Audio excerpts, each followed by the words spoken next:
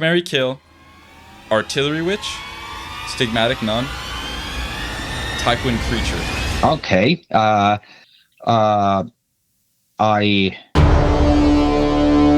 Hello? Hello, can you hear me? Yeah, perfectly. Can you hear me all right? I can hear you just fine. Excellent. Well, pleasure to see you again. We met briefly at Nova when I checked out the booth that you guys had going on.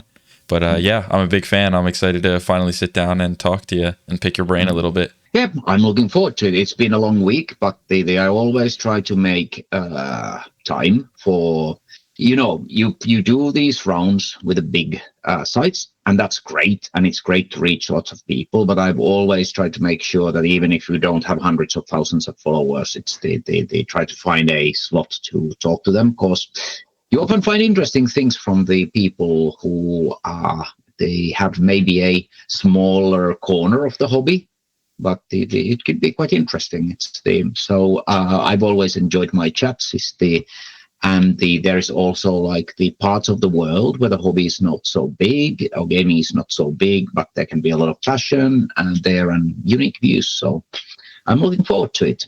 Yeah, I respect that you have that mindset as well. You could easily ego the little guys with the fan base that you've amassed over the years, but I respect that you pay tribute to both the bigger guys and the little guys, and I'm glad that you see the value there, especially for the more niche content creators. As my channel is pretty much entirely, or has been entirely, Trench Crusade related, as this is my first real go at wargaming. I played a little bit of 40k, but never got like crazy into it. I'm not the type that played like since I was a child, so Trench Crusade really got me hooked, and yeah, I just wanted to try and help out and grow the game as much as I can, because I know there's other people out there like me that haven't gotten into wargaming and they like the aesthetic or they like the lore or something about it, and they're just looking for a way to enter, and I'm hoping maybe if my channel can be that for someone, I'm like super stoked if that's the case. But yeah, anyway, sorry, I rambled a little bit there. I have a couple of questions prepared for you. I'm hoping some of these you haven't gotten before, because I assume you get a lot of the same, like, oh, when's my culture going to get its own faction? A million times per convention. Not that that's a bad question, but I could imagine it gets bad. Yeah, but it's after doing this for 30 years, you get it's rarely when I hear something that is totally off the left field. Okay, that's good. It's good you say that. There's going to be a couple of left field questions, but I'll start with the more tame ones, all right? The seemingly overnight success of Trench Crusade took the wargaming community by storm. With such a rapid and unexpected rise in popularity, I'm sure this project proved to be a lot more difficult than you originally anticipated. What are some of the biggest issues that you faced in development, and how have you gone about solving them? So funnily, probably the biggest issue is that the very first version of the core rules that I released, that was it. In essence, the game you're playing now is the first game I released. Sure, there's been refinements, addition, new warbands, balancing tweaks and everything. But I was expecting to throw at least 6 sets of rules out to people until I find something that may have a little bit of traction. But it never stops. So in some ways, you're trying to catch a bullet that's already in flight. So when there are so many people building terrain, it's the playing games, it's the doing fan art, it's the starting communities. It's really hard to catch up with them and offer them everything that they'd like and they expect in a modern war game. Because normally these things start small and they grow over time. So Trench Crusade is very unique that with no marketing, which the tiniest possible team really, it became such a humongous success, and they played all over the world. And the weird thing is that it's been popular everywhere. Like it's often you may have like in your home country, you might have a bit more success, but it's been universally well received. And trying to then build up the kind of support that the players expect from a major company with the thousands of employees and the decades of built-in lore and products, that's been the biggest single challenge. So I would say that is probably my number one and something I'm still dealing with. Of course, that is a very good problem to have. Yeah. Yeah, I would say so. It's tough because as an outsider looking in, like you're saying, there's not a lot of other companies to compare you to in the space, right? There's kind of a foothold that a certain company has on the industry, and it's not quite a fair comparison.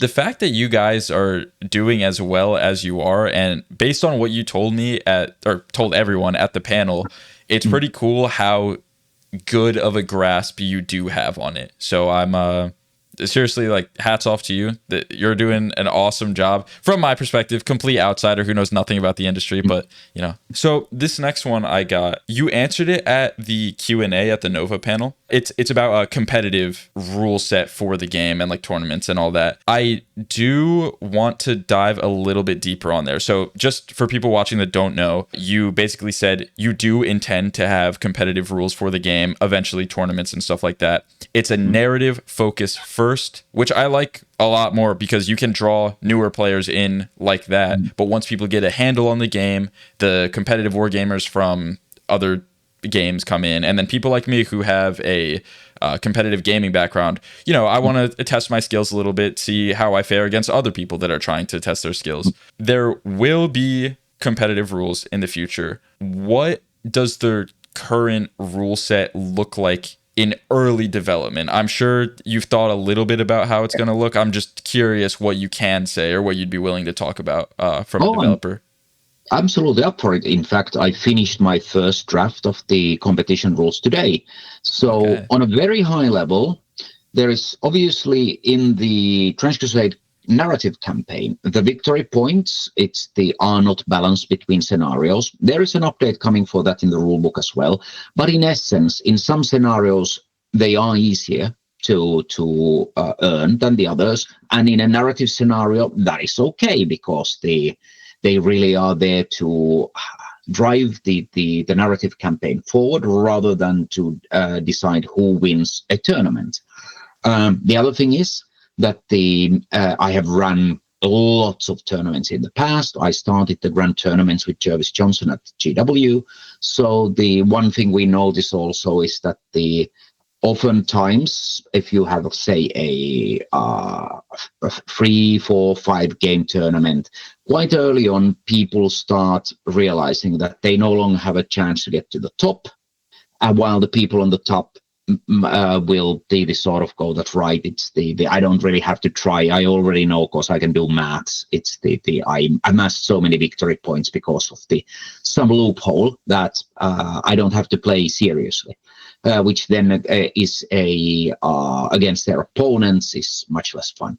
But what I'm trying, and this will be tested in the early November, we will have our first, call it sanctioned if you will, Trans Crusade competitive tournament in Belgium in November the 2nd. The system where we rank all the players after each round. So what was their ranking? And you take that number is and you save it for the next round. Then you play the next one. Everybody's ranked again, and the same thing for all the following battles.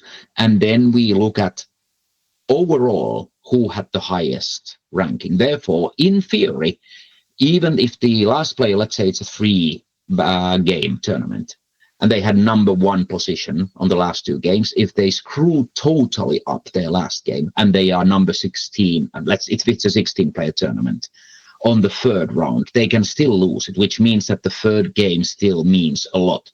Sure, they are in a much better position to win the entire tournament than somebody who's been in the middle of the pack. But it is entirely possible to finish, like, let's use that 16-player tournament as an example, let's say 6th, 8th, and then 1st. You're still every game, not only you probably won all your games, but you also played really well on all of them. So there is a chance that gives you the tournament victory, instead of you getting lucky in the one of the 5 battles and amassing a lot of victory points and therefore winning the whole tournament before it even finishes. Having every match matter is pretty big. Yeah, and it just makes the tournament more engaging, right? That's how it should be. Like, makes room for more excitement. You know, yeah, if you already know the outcome, like later, the third round into a 6-round tournament, then yeah, it kind of takes the fun out of it for a couple of parties.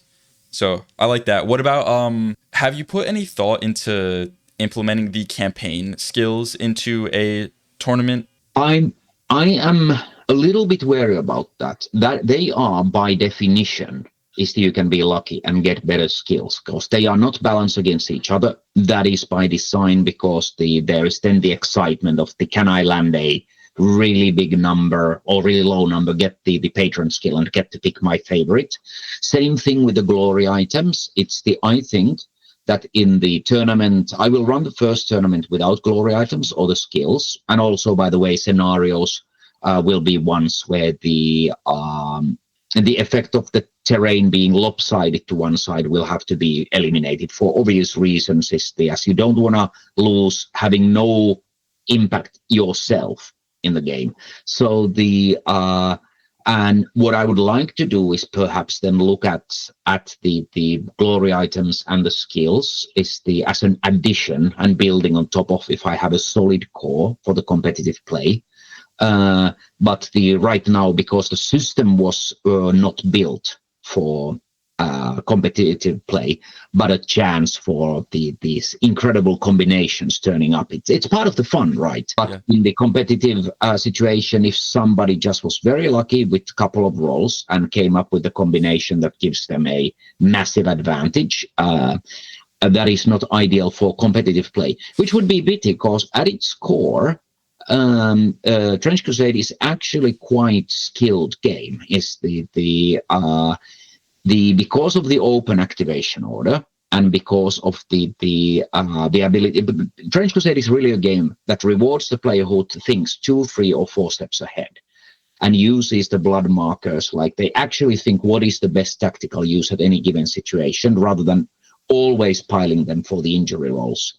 A good player that knows how to use fire teams, knows how to use skills that trigger free attacks and so on and so forth, and knows how to use the auras.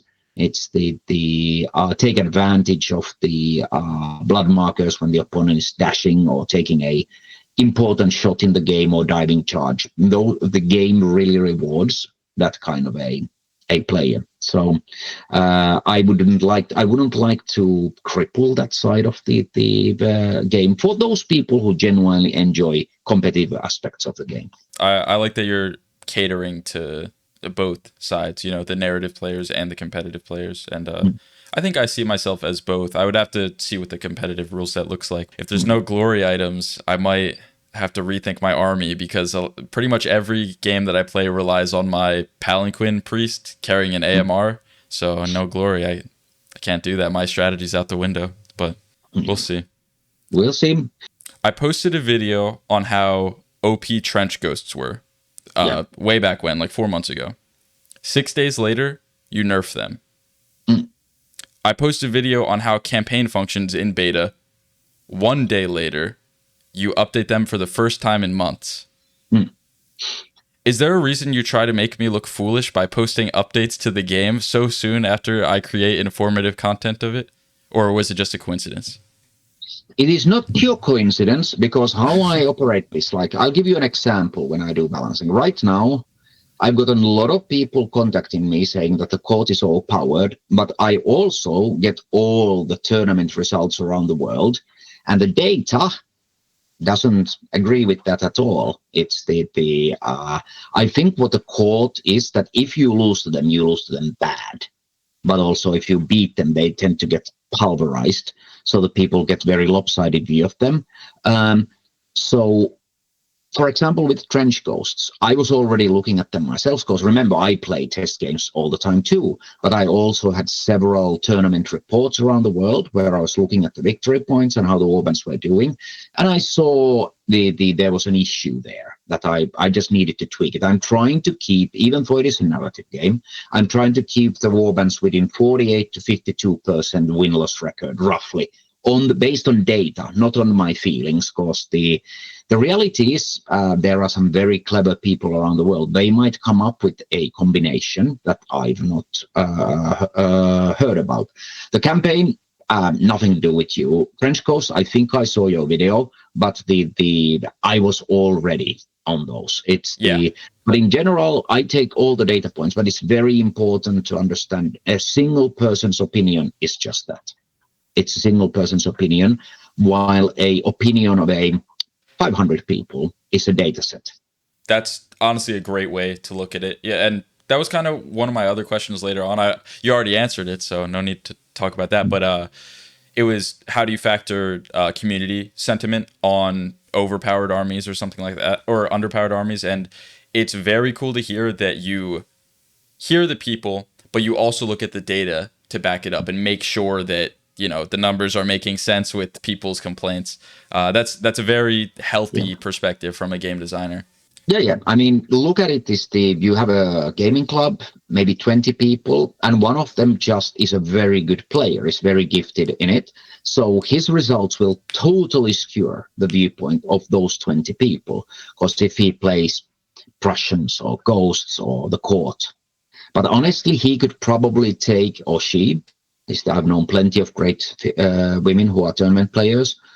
They could take a Alba or Ire or the Knights of Avarice and wipe the floor with their club, because if they are better players, if they're better at list building, if they know how to use the game system to their advantage, if they know what skills to pick, then yeah, they are going to win a lot. And lots of the other people in the club will, because they don't necessarily want to admit that the other person is a much better player. They'll think that the army is overpowered. Sometimes, of course, it is. But that should come from the point of view that you start seeing a warband winning across the globe 55-60% of their matches. Then I know there is a problem. You've amassed quite a lot of political controversy with the Discord cutting out the political voice of the right and offending the left with your supposedly xenophobic and racist cartography. It is common business practice to not take sides politically. Usually that means staying silent on political topics. What made Trench Crusade go the unorthodox route of angering both sides to display their political indifference? Well, first of all, it's there are in the community, I have an actual, it's the members of the clergy, it's the helping me. I have people from all religious and the political, the points of view, it's the supporting me. What the people who got kicked out, they were simply breaking rules. It's as simple as that. I found and it has to be said, it was a single person who had an issue with the map, and I wouldn't say to that person, I'd say that you probably didn't read the lore if you really think that we do not treat the let's say in this case, the Islamic faction with the equal is the care as any other faction is. I think Iron Sultanate is one of our most fascinating and the lore dense and interesting factions. Honestly, we are talking about such a minuscule number of people who can't follow basic rules. It's I don't mind. I mean, I have to think of the well-being of everybody in the community. People who are genuinely bad actors who come there, it's the try to join communities in order to attack others in the community. I mean, what Discord group or anything else would they be welcoming? Is by the way, most of this happened while I was asleep. Not that I disagree with the mod's decisions, but I really think that it's like you come to a online community run by volunteers. It's it's a bit like coming to visit somebody's home. It's if you start breaking things and punching other people in there, then you'll probably be asked to leave. So I don't see it any different than that. I don't really think that the common human courtesy should be hugely political. I definitely think that there are people in the hobby space who are simply bad actors. I'm not even sure there is that much of a genuine political conviction with some of these people. I just think there are some people who want to get a lot of views and a lot of money. It's by causing stirring as much trouble as possible. And hey, you do you. But you might not be able to do it in a group with a dedicated moderators who want to keep the place peaceful. Having said that, I don't control any of the moderation groups. If you manage to piss them off, they hardly need my permission to ban somebody. But tell me one online community that the runs well without any rules. So that's my view on it. I definitely don't think it has harmed our success at all. I think it's also meant that people from all sorts of viewpoints have said, hang on, I can play this game, and I will not get dogpiled by people who have some issue with me for whatever reason. That's been the sort of our view. There is no wrong way to do the hobby as long as you're good to other people. There's a couple things I want to talk about there. That bit you said about you don't think it harmed the game at all. I think it did the opposite. I think the controversy sparked quite a bit of talk in the general wargaming community and beyond a little bit. And it made it made new people support you. It made the people that were already supporting you support you more, that felt like you were just doing basic human courtesy. And then, yeah, you probably lost a couple of people that weren't that interested in the game anyways. And the people making all of these comments on YouTube, and I even get a lot of comments saying like, oh yeah, typical Trench Crusade, like woke bullshit, something like that. I get them every now and then, and I'm like, first off, you're not talking about anything related to the content I just made. You're just yelling into this echo chamber. Like, these people just want to be mad and they don't want to play the game. So no, it did not hurt the game at all. If anything, it only was good for the success of the game. Yeah, I suspect you're quite right.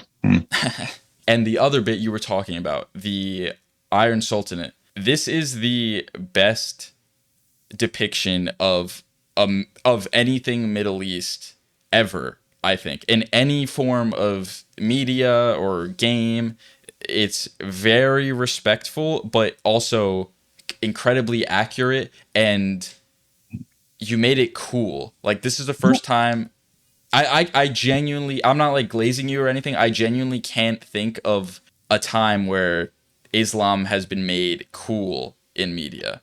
So very, very good job doing that, and very good job keeping true to the source material. Oh yeah, we did a lot of research, but that's because I'm a huge history buff. I found the history of Middle East incredibly fascinating, and it is also very unknown. So it's a very good source of material for a creative like me to tread some new ground.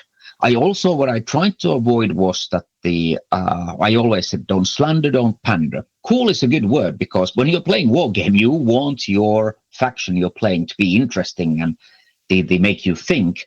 Iron Sultanate it's a faction of humans. They have human failings. There's a very interesting discussion. You can talk about the ethics of creating artificial life, which again comes from the history of the Islamic sciences. Jabir was really, in many ways, the father of chemistry. And he was studying the creation of Takwin. But is it ethical? Is it right or wrong? That's an interesting question. The Iron Sultanate fights a very defensive battle for very good reasons. They are literally defending. If they fall, they have nowhere else to go. It will be all over for them. But that also makes them their play style, the approach in the lore. They are focused on defending what they've got. Rather than they are not, how would I say, as crusading, which of course is a funny word to use with a Islamic faction as the others. And of course, it's as with the Ottomans, the Janissaries are taken as slaves, as children. You look at the ethics again, like, would they kill them? No. Their children, would they send back to the heretic lands? No, that would be even worse, because they would become a corrupt and evil. So they are taken as the unattached soldiers serving the Sultan. But again, is that right or wrong? Wrong. And I don't try to answer those questions, because these are same questions that have been asked in the history, and the debate is still going on. But I don't want to insult the intelligence of the people it's the playing it.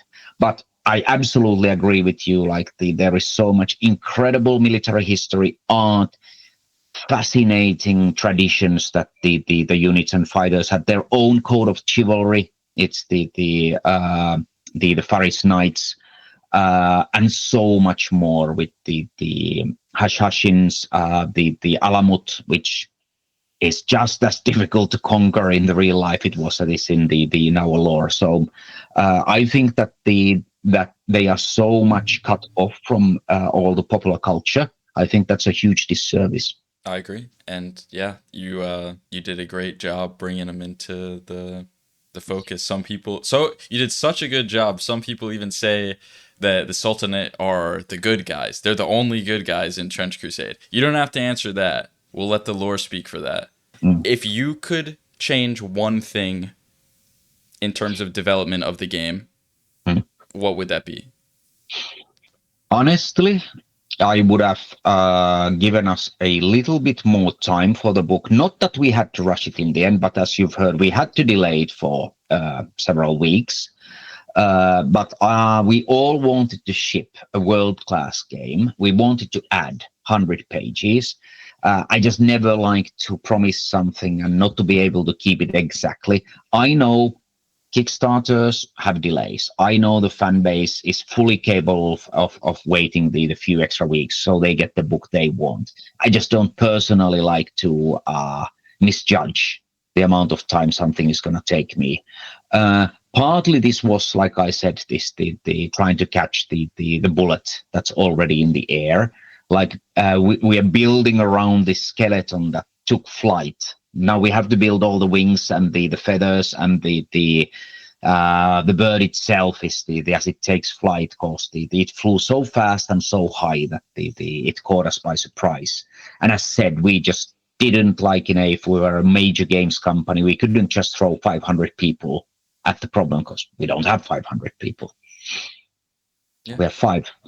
Great accountability there. But that's such a good problem to have, like you said. Suffering from success, as the prophet DJ Khaled said. Another one. Is that what he said? DJ Khaled, are you familiar with him? No, but for the I've heard obviously the sentence before. I'll check it up. I'm always interested in the etymology and the origin of things. DJ Khaled is like a meme rapper. He's like a meme DJ. Like all I do is win, win, win, no matter what. You know that song? Yeah, I know that song. Him.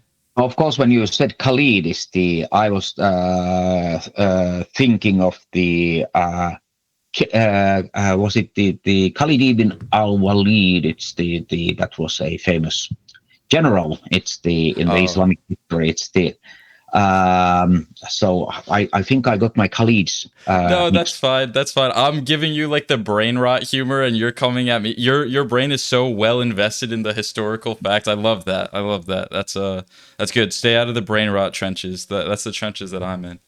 Trench Crusade has seemingly amassed a bit of a gooner audience due to modestly dressed dominatrix mommies such as the Artillery Witch.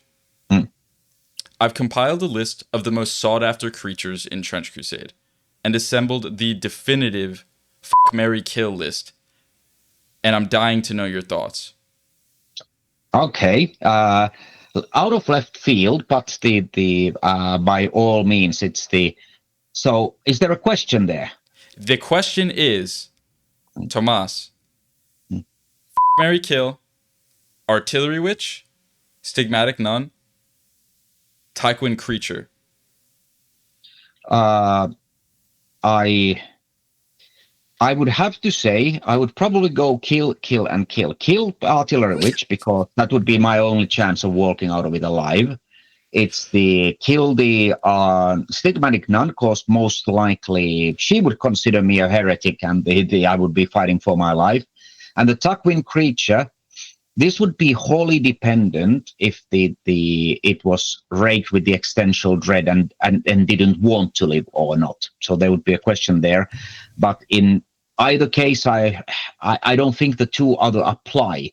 It's the artificial life, so you're not going to fuck them. It's the Okay. marry them. I don't think that there is any union that any authority that would bless such union. And I would obviously have to see the Takwin creature in question. But as for your original point, it's every game franchise that features anything, even like a tiny bit sensual, we are human beings, so we will go there. And I think in many ways that's just natural. It's and obviously I love seeing all those insane pieces of the Artillery Witch fan art. And I think there is something very, very alluring, because I think evil should be like, it should tempt you. Of course, there is one way is that you go just all out smut, but I like the Artillery, which is quite classic. There is no skin visible. There is no beautiful face. There is just the figure. There is this the medieval double hood it wears. It looks very deadly, very ghost-like, levitating in the no man's land, and yet people get hots for her. I think that means that the design is quite successful. But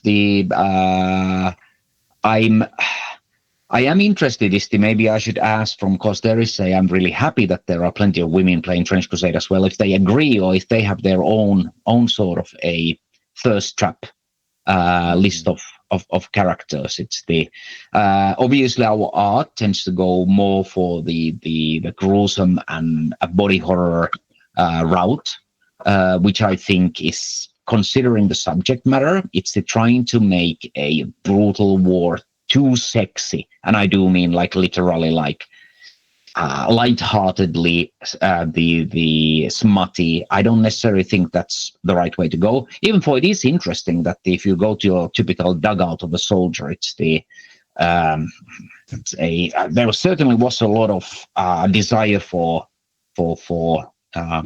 relationships with the soldiers in First World War, all the great wars. So maybe there is an echo there of the real historical truth. Yeah. Yeah, but would you like to hear my answer to the FMK list? Because I put a lot of thought into it, and it's not. Okay. I promise you, it is purely scientific. Tell you what. Put it in the video with pictures and explanations. Then it can be a surprise for me. All right, ask and you shall receive, Tuomas. Here you go. Artillery Witch. She's bad, fashionable, and she can drop a nuke on your ops. But she's not the type you'd want for the long haul, as I'm sure her visions of hell are probably a bit draining for a long-term partner. Mary is definitely the homunculus. This is the most obvious to me because it's pretty much a fully modular girlfriend or boyfriend. So yeah, you can imagine where I'm going with that. And Kill, the stigmatic nun. Only because she's likely to run out and die as a martyr anyways, so you'd kind of be doing her a favor. I appreciate your time, Tuomas, seriously. Anyway, I'm looking forward to the video, and this has been really good fun. All right, thank you so much, Tuomas. You have a great rest of your night. Bye.